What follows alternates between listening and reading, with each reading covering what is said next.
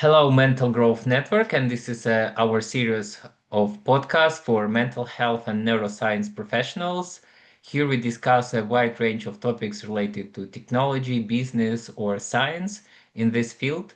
And we are welcoming you to subscribe to our channel, to like videos, to comment, and ask our speakers any interesting question from your side. Today, we will explore very important part of the mental health ecosystems is storytelling and as well branding, yeah, as a element, important element of the strategy, and how do we really may use storytelling to speak to the heart of our clients, our patients. The name of podcast today is Stories That Drive Mental Health Impact, and I would like to invite Jonas Buysens, a filmmaker from Belgium working with mental health organizations to inspire action, raise awareness, and break stigma by telling the story that moves their audience to act. Welcome, Jonas. Thank you. If you can just introduce yourself at the beginning, tell what is your connection to storytelling, to mental health ecosystem, just to understand. I guess we'll go back to why I chose mental health as a place where I want to work. Because I was already working with storytelling, but mostly for sustainable businesses, NGOs, circular economy, things like that. That's still an important topic to me. But I stumbled into the mental health organizations and these kind of practices because I was talking to a friend of mine, a colleague filmmaker. We had a conversation talking about our work, how we both want to create a positive impact. And he asked me, "Hey, why are you working for these sustainable businesses and these NGOs?" I told him I want to do some good, and I thought that was a fine answer. But then he kept asking questions, and one thing led to another. He asked me if a company offered you 1 million euros to make a film about a product or a service that is proven to be damaging to mental health, would you do it? And I had to pause. I wasn't sure. 1 million euros, always nice, of course. But him asking that question, it reminded me of a couple of years back when I was struggling with depression myself. Couldn't get out of bed. I was days on end, just lying in bed, no energy, no motivation. I I, I couldn't get out. I was really struggling back then. Um, and I thought, okay, I wouldn't wish that on anyone to feel that way. So no, I don't think I will take the 1 million euros. Especially because I'm so connected to the topic. And he said to me, maybe you should start working on these things, on people struggling with mental health, support organizations that are working towards improving mental health, the systems around it, things like that. Because he said, yeah, you're really connected to this. I can tell you have experience in this area. So you should probably look into that. And I guess that stuck with me because I started looking into into the field, and I realized that yeah, why not? I think I can really make an impact here and help other people who are now in my shoes or going through something similar.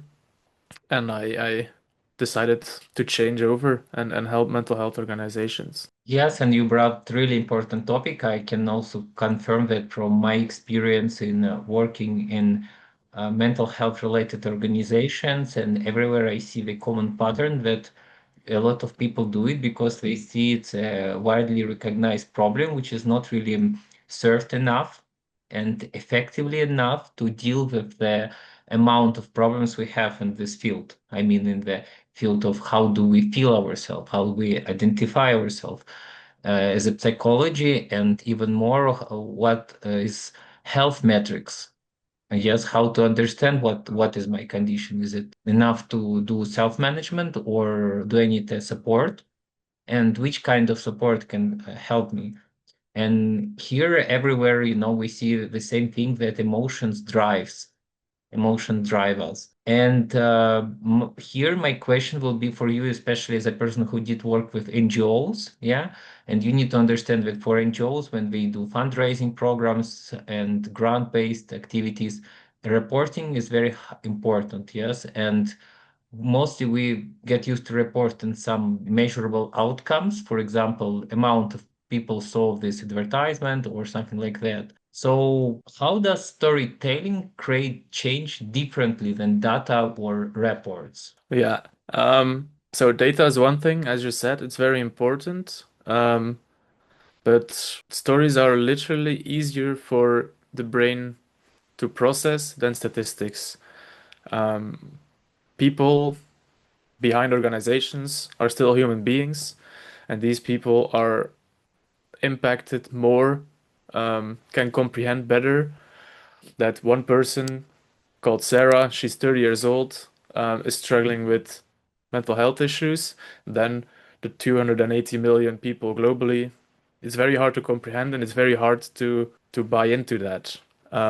There's some neuro science behind this. Yeah, so let's maybe say the data gives us the what, the this amount of people are affected by depression globally. But if you tell a story, this gives us the why it matters.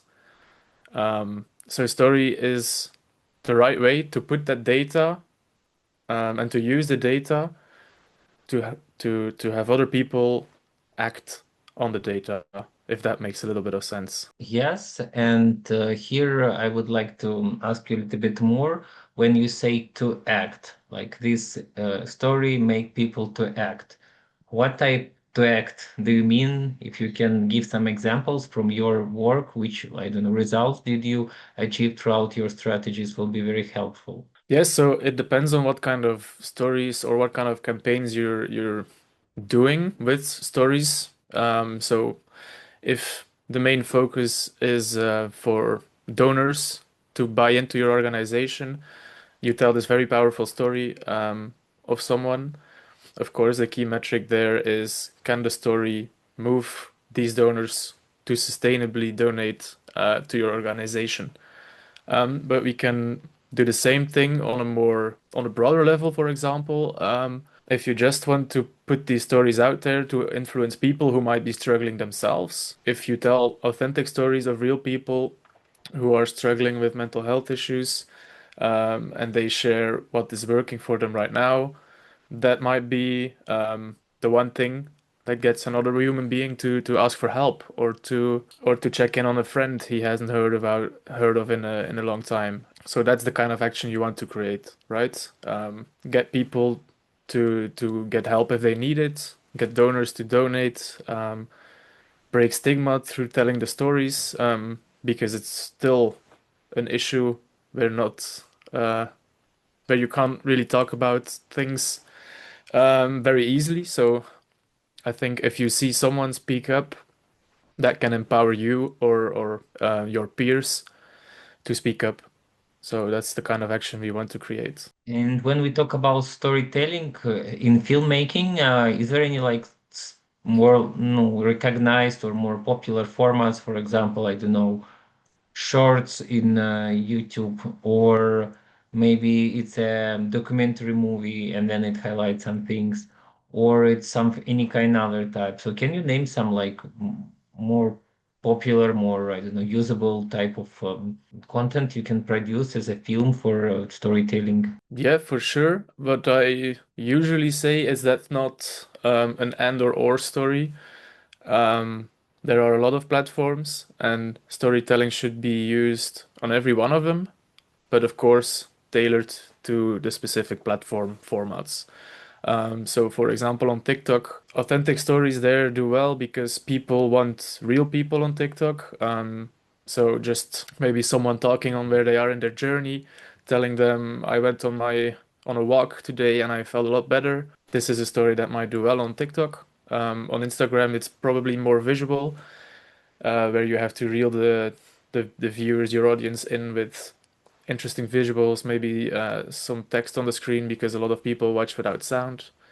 But then we also have YouTube side, for example, if we're talking about the online presence. That's where we can create these short documentary films of maybe 8 to 10, 15 minutes, where we can talk more deeply about some issues, or we can share a story of someone who went through something, because the platform allows for more nuance, and people who are on the platform tend to keep on watching to these films. The same thing we can see on other short documentaries. Imagine an organization doing some kind of fundraiser event, where there's a film screening of a short documentary, um, of 10, 15 minutes. Then people have the buy-in already as well to watch a longer piece of content. But I think it's a combination of everyone. Interesting, interesting, yes. And I have a question here as well. When we talk about videos and storytelling, just mentioned it in the ways to advertise, yes, or to give general information is one thing, but can you talk about a little bit as a storytelling as a part of maybe some mental health therapy effect or some kind of direct influence on mental health of a person, which type of storytelling it can be, or who will use it, like how to approach this. Um, that's a tough one. I think it depends on the organization and what they focus on. Um, but we should always remember that not every success of our stories that we share can be measured in an amount of donations or in an amount of signups to help or something like that. I think we have to remember that people watch it. Maybe someone is watching at 3 a.m., lying awake in their bed, not really sure why they're here anymore. And if they see someone sharing a story where they can identify themselves with, that might be the reason that they get up in the morning, or that they look for help. They talk to a psychologist, to a doctor. So I think we should remember that as well. And here, so this I understand that we can say that also our advertisement can trigger some of the things happening inside you, and sometimes it can be a positive trigger, which brought you to, you know, I don't know, follow up your psychologist, yes, or I don't know, go for a meditation session, yes. But some of Mhm. the triggers can lead you, to more even depressive state, and here we should be careful again, yes, because it all, and as any type of new instruments and innovation, still we can say video as a whole and their influence on mental health, and exactly it's still in progress of measurement these activities from medical side. We don't really know what like harm you or make you better, yeah. But in general, I would like to add here that the storytelling is already widely used in therapy as well. For example, in theater therapy, where you become a part of specific story and it helps you from the beginning to the end. And there is fairy tales therapy for children and so on and so on. So we can say that storytelling is very deep, rooted in our brain effect, yes. And we should um, search and learn about it more. So, a little bit about this topic of maybe unsuccessful storytelling. Is there Okay. any like list of typical mistakes you see all the time around that?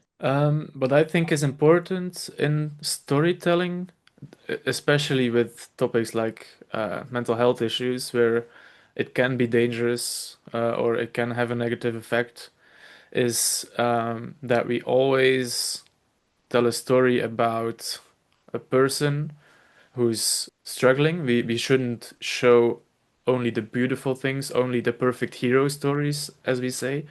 We should show real people struggling, but we should also show the signs of hope, someone who is struggling, but we should make clear and show in the film or in the content, show a piece of what's working for them, what helps them.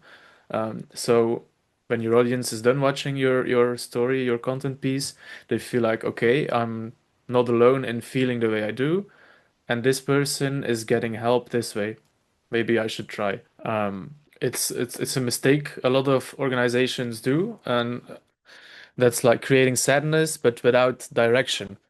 Um, Maybe you feel like it was a success when you made people cry in your movie. That can be about any topic, but sadness is not the emotion you want to go for if you want to drive these actions we discussed. We should we should create compassion because compassion is the emotion that strengthens yourself to take action and not just empathy. That's a big difference. It's very interesting topic about the compassion. Can you name a bit more on this? I mean, some your vision. What means compassion related to producing content, and what Hmm. means compassion in general? Maybe start some intro. Yeah. Um, I I wrote it down actually. Let me look it up because I did some research. Yeah, okay. So the definition I found for compassion is the social feeling that motivates people to go out of their way to help. It combines empathy with hope and agency. So that's exactly what we're going for, right?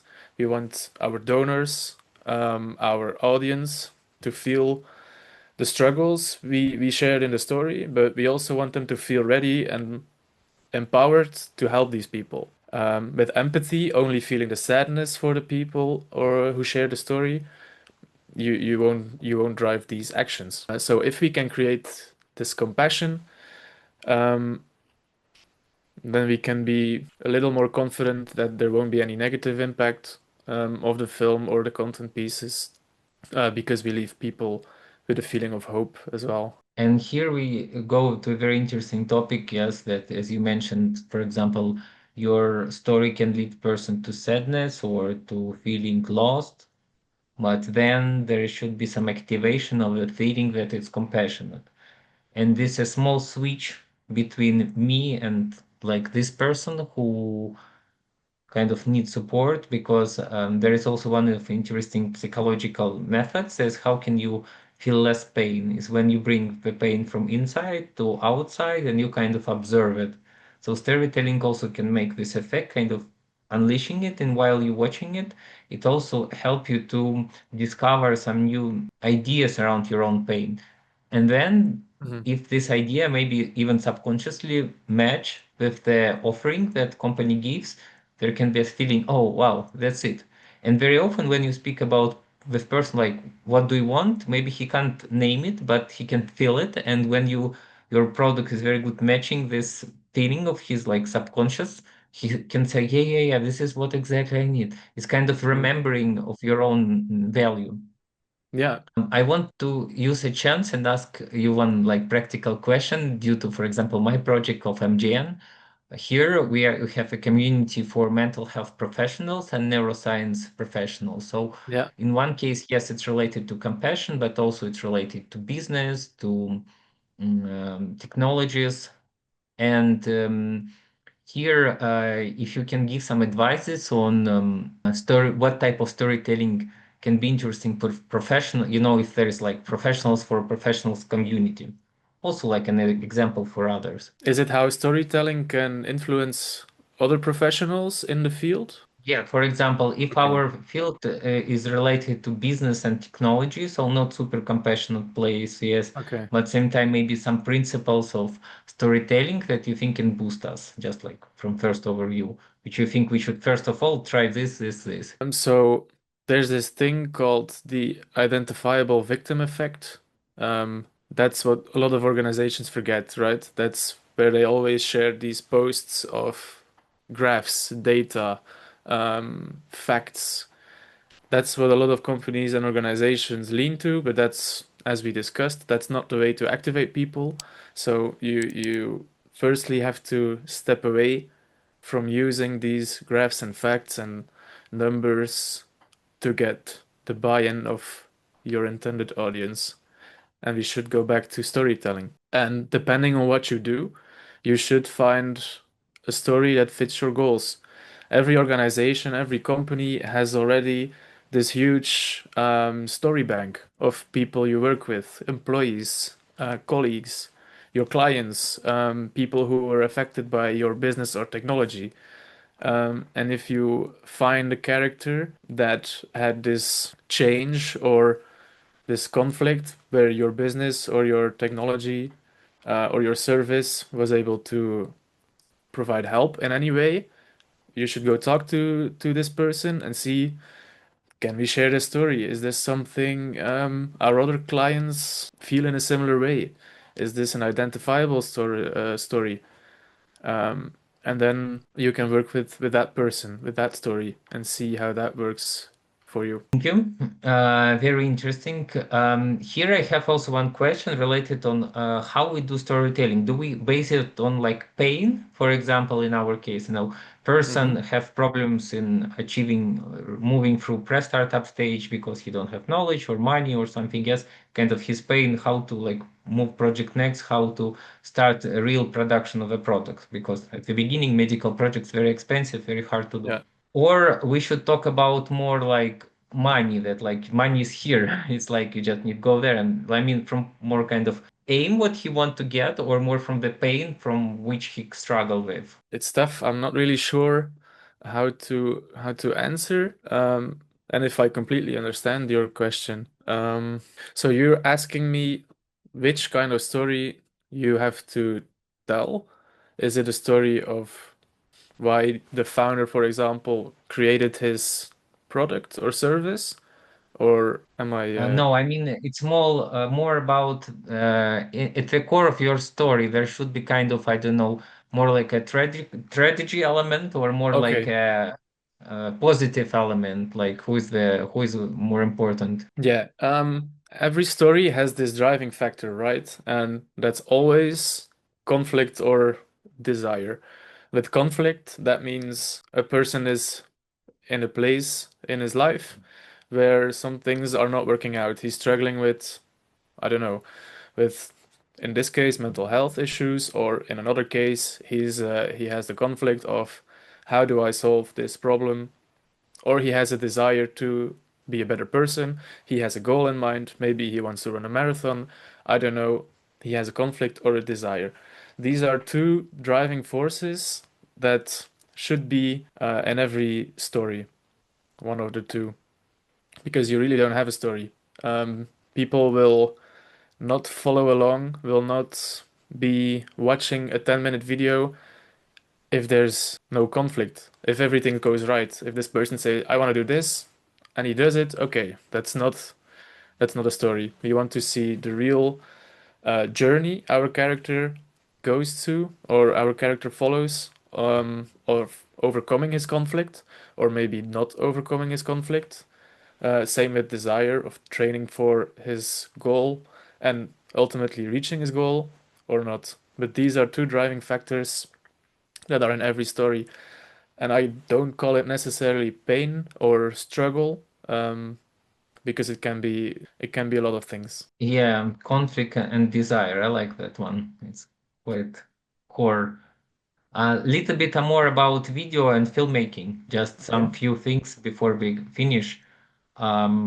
What kinds of visuals or film techniques strengthen the impact of a story? That also again depends on what story you're telling. There are a couple techniques that are generally used to portray things. Certain camera angles can make you feel very small, or can your subject make very small. A lot of negative space, for example, in the frame shows that your character is very small, maybe scared, maybe unsure. If you have a very contrasty look with a lot of hard shadows, this can mean conflict or struggle. Um, and then you have quite the opposite, like every comedy show or whatever, where there's a lot of lighting, everything is very bright. That means everything is okay, it's funny, it's light. Things like this. Music, sound effects, very important as well. What I find is if there's an intended silence where there's no music, we can really make your audience feel something like the character is out of his world.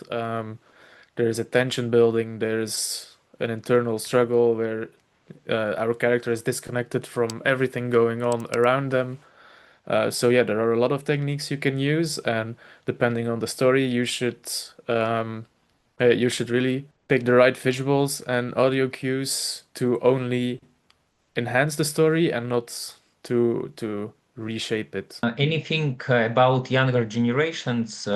What type of effects, what type of storytelling formats more resonate with younger audience? It's as we discussed, I think there are different platforms where different people are active. For example, TikTok, you have to really hook your audience in the first 3 seconds, and people want authentic videos right there.